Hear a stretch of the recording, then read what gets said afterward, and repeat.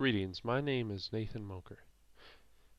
I am from Avondale, Auckland, New Zealand, and this is for the Coursera course Introduction to Music Processing. We are now in week 2, and I'd like to go through briefly the checklist which is absolutely necessary for editing any kind of audio, but especially music. So first thing we got to do is save project as. We'll call it example.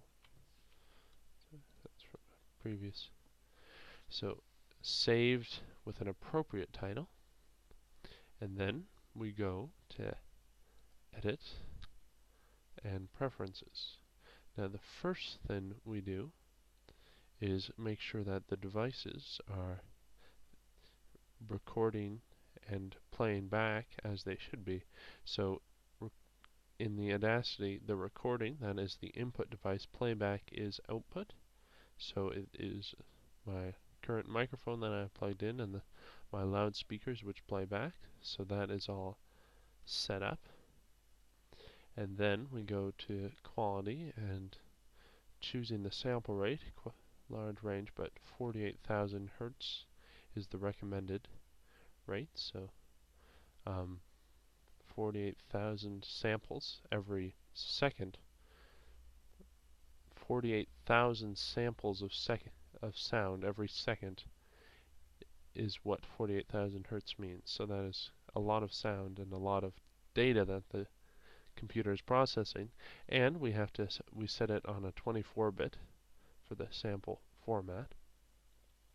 In addition, we do one more thing. We change the buffer to 128 milliseconds, which means more latency, but it is better recorded and safer that way. So that's all set, and then because Audacity is freeware, it saves only as a AUP proprietary file format, and it has to be exported. There's a wide range that it can export things as, but we can go with the recommended, which is the WAV file format, and ignore metadata. But so that is how you save, because Audacity does not let you change preferences for saving.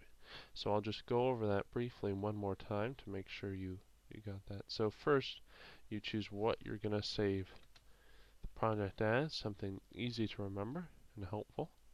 And then you go to preferences, which you can click in the edit, or you can do Control P, and we need to check our input and output, ensure they are correct. Actually, it is a mono microphone. I only noticed that now. Recording does teach you stuff. And also the buffer needs to be 128 milliseconds. The sample rate 48,000 hertz, and the sample format 24-bit. There you have it. That is the basic checklist that you should go through every time when you're starting a music process that will ensure your sound is in a file format used by professionals all around the world, and thus it'll be a lot easier to get your work out there. Thank you, and I hope you enjoy this brief broadcast.